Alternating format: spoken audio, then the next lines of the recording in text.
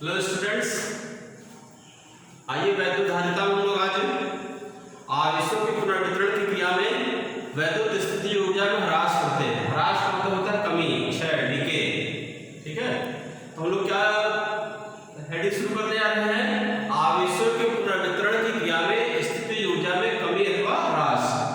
पिछले इसके ठीक पीछे की जो हेडिंग थी वो था आवेशों का पुनर्वितरण। आवेशों के पुनर्वितरण की क्रिया में ये बताया गया कि जब दो चालक आपस में क्षण भर के लिए जोड़ दिए जाते हैं तो एक चालक से आवेश निकल करके दूसरे चालक में जाता है। उच्च विभव वाले चालक से आवेश निकलता है और निम्न विभव वाले चालक में आवेश गति करता है। और आवेशों की यह गति अथवा आवेशों का यह स्थानांतरण तब तक होता है जब तक दोनों चालकों का विभव एक समान नहीं हो जाता है। ये जो एक समान विभव होता है इसको कहा जाता है उभयनिष्ठ विभव, कॉमन पोटेंशियल। ठीक है, तो यहाँ पर जब हम दोनों चालकों को आपस में जोड़ते नहीं हैं, अलग अलग होते हैं, तो स्थिति ऊर्जा निकालें और फिर उसके बाद जोड़ने के बाद दोनों चालकों की स्थिति ऊर्जा निकालें और ये देखें कि स्थिति ऊर्जा में क्या परिवर्तन आया है। ठीक है, उसके बाद हमें पता चलेगा कि स्थिति ऊर्जा में कमी हो रही है अथवा नहीं। ठीक, तो देखिए किस प्रकार सॉल्व करेंगे। ये मान लेते हैं दो कंडक्टर लिए जा रहे हैं, एक इस कंडक्टर की धारिता है C1 और एक दूसरा कंडक्टर है इसकी धारिता है C2। ठीक है, दो चालक हो गए, एक की धारिता C1 दूसरे की धारिता C2। इसको Q1 आवेश दिया जा रहा है तो इसका विभव V1 हो जा रहा है। इसको Q2 आवेश दिया जा रहा है तो इसका विभव V2 हो जा रहा है। कितना आवेश दिया गया इसको Q2 तो इसका विभव कितना हो गया V2। ठीक, इस जिस चालक की धारिता C1 है उसको Q1 आवेश दिया गया तो उसका विभव V1 हो गया और इस चालक की धारिता C2 है इसको Q2 आवेश दिया गया तो इसका विभव V2 हो गया। ठीक है, अब पहले चालक की स्थिति ऊर्जा कितनी है? पहले चालक की स्थितिज ऊर्जा ये बराबर हो जाएगा half C1 V1 square. Half CV square होता है, पीछे हेडिंग बताया गया है, स्थिति ऊर्जा का फॉर्मूला होता है हाफ CV स्क्वायर। यहाँ पहले चालक की स्थिति ऊर्जा हो जाएगा हाफ C1 V1 स्क्वायर। इसी प्रकार दूसरे चालक की स्थिति ऊर्जा, दूसरे चालक की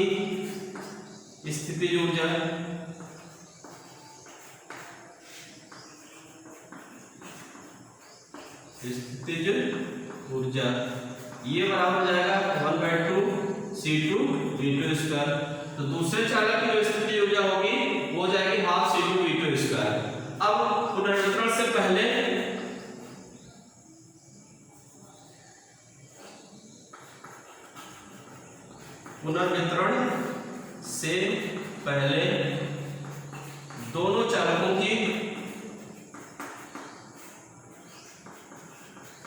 दोनों चालकों की कुल स्थितिज ऊर्जा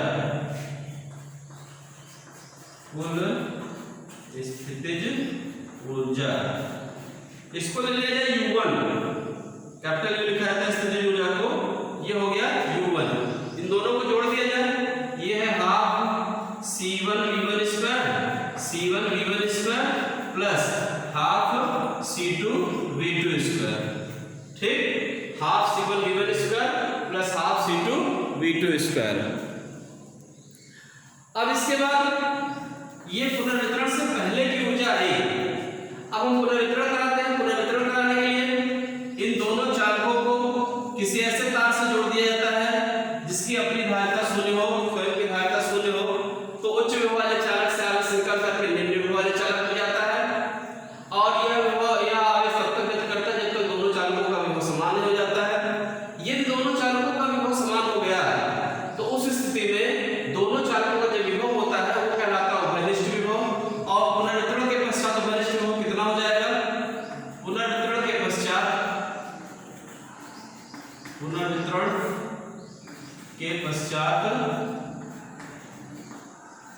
उभयनिष्ठ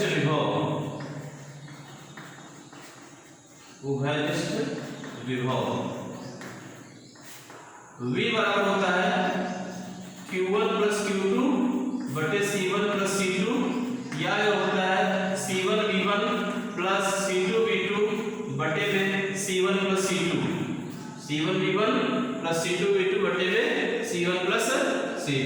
ठीक। अब पुनर्वितरण हो गया, पुनर्वितरण के बाद जो विभव आया वो घनिष्ठ हो गया। अब जब घनिष्ठ विभव हो गया तो पहले चालक की स्थिति ऊर्जा कितनी है पुनर्वितरण के बाद। अब ये हम हल करते हैं पुनर्वितरण के बाद। पुनर्वितरण के पश्चात पहले चालक की स्थिति ऊर्जा, पहले चालक की स्थितिज ऊर्जा, स्थितिज ऊर्जा ये हो जाएगा बराबर में हाफ C1V²।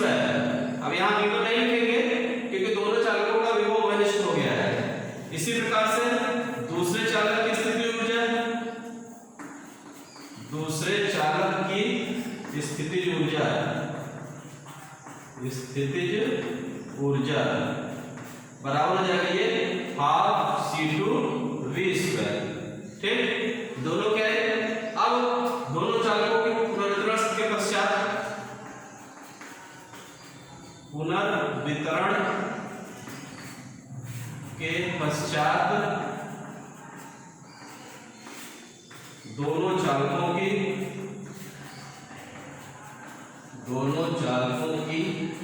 कुल स्थितिज ऊर्जा, कुल स्थितिज ऊर्जा कितना हो जाएगा ये कुल स्थितिज ऊर्जा।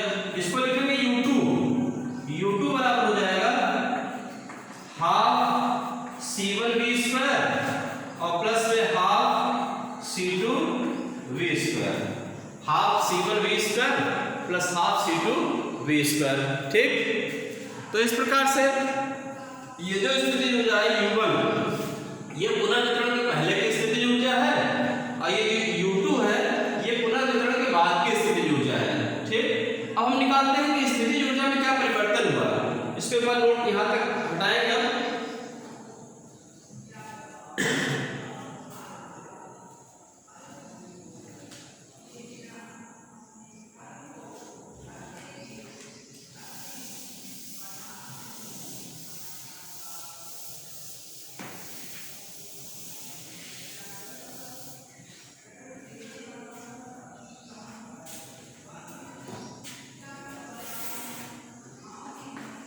अब इसके बाद निकालते हैं स्थितिज ऊर्जा में परिवर्तन, स्थितिज ऊर्जा में परिवर्तन।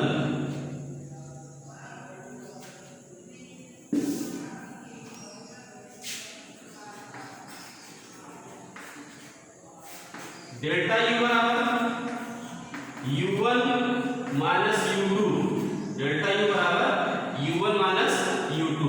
U1 का मान है हाफ C1V1² प्लस U2 का मान ये हाफ C2V2², ये U1 हो गया और माइनस में U2 का मान है half C1V² plus half C2V², ये हमारा U2 का मान है। पूरे ब्रैकेट में हम एक साथ अब एक इसके बाद का मान लेते हैं V1² प्लस हाफ C2V2² और माइनस यहाँ से हाफ बाहर ले लेते हैं C1 प्लस C2 आ जाएगा ये और V² बाहर आ जाएगा। हाफ कॉमन ले रहे हैं C1 प्लस C2 आ जाएगा और बाहर आ जाएगा V²। यहाँ से भी कॉमन निकाल लेते हैं तो C1V1² plus C2V2² minus half C1 plus C2 और V² की जगह पर V जो है ये घनिष्ठ विभव है।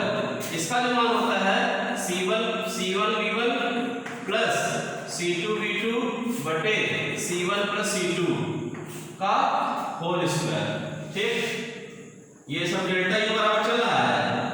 हाफ पूरे में से कॉमन ले रहे हैं, ये यहाँ से भी हाफ निकाल ले रहे हैं, यहाँ से भी हाफ निकाल रहे हैं, तो यहाँ जो बचेगा वो हो जाएगा C1V1² प्लस C2V2² और माइनस में C1 प्लस C2 एक ब्रैकेट में ये है और दूसरे ब्रैकेट में C1V1 प्लस C2V2 का होल स्क्वायर बटे में C1 प्लस C2 का होल स्क्वायर। अब ये C1 प्लस C2 एक पावर यहाँ पे है, इसके स्क्वायर से कट जाएगा, तो नीचे केवल एक C1 C2 बचेगा। ठीक है, अब जो एक C1 C2 नीचे बच रहा है उसको हम एलसीएम में ले लेते हैं पूरे का, ये C1 प्लस C2। अब यहाँ पे C1 C2 यहाँ पे आ जाएगा, इंटू हो जाएगा C1 प्लस C2 और दूसरे ब्रैकेट में आ जाएगा C1 V1 square plus C2 V2 square. ठीक, माइनस यहाँ पर इसके होल स्क्वायर को ब्रेक कर दिया जाए तो C1 square V1 square plus C2 square V2 square plus 2C1 V1 और C2 V2, ये हो जाएगा। ठीक,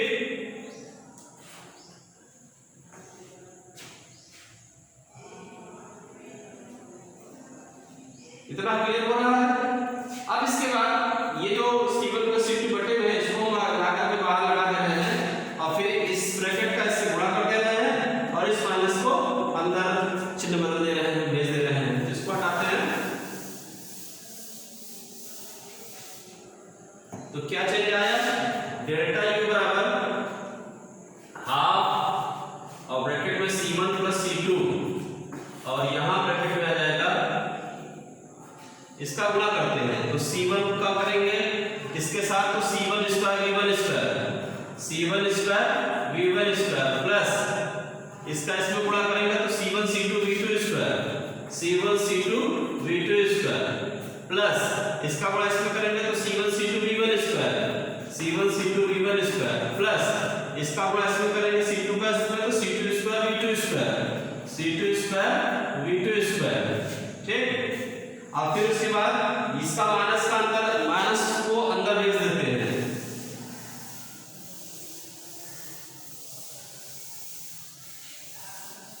माइनस को अंदर भेजते हैं तो हो जाएगा minus C1 square V1 square minus C2 square V2 square minus 2C1 V1 C2 V2, ये बनेगा। ठीक है, थोड़ा ऊपर है 2C1 प्लस C2 ये ब्रैकेट में आ गया और यहाँ से देखिए C1 square C1 V1 C1 square V1 square ये प्लस माइनस में है, ये प्लस में है, C2 स्क्वायर V2 स्क्वायर ये माइनस में, C2 स्क्वायर V2 स्क्वायर ये प्लस में है। अब जो बच रहा है उसको लिख देते हैं C1 C2 V1 square plus C1 C2 V2 square minus 2C1 V1 C2 V2।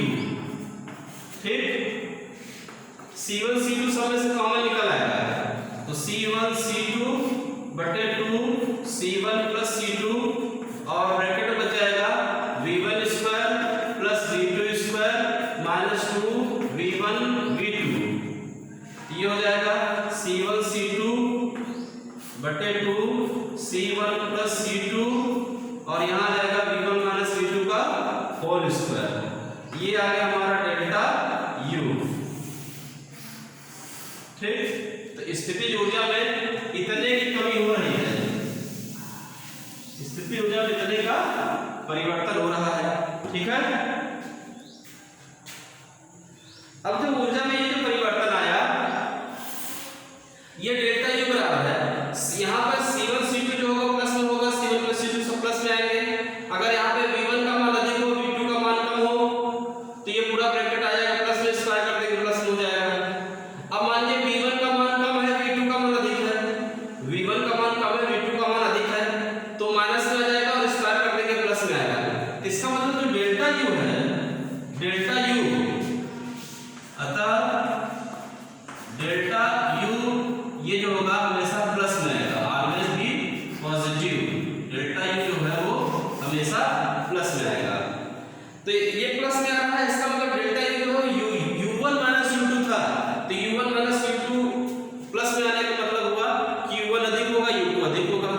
जब U1 अधिक है U2 कम है तो इसका मतलब हुआ कि पुनर्वितरण की क्रिया में स्थिति ऊर्जा में कमी होती है। ठीक है,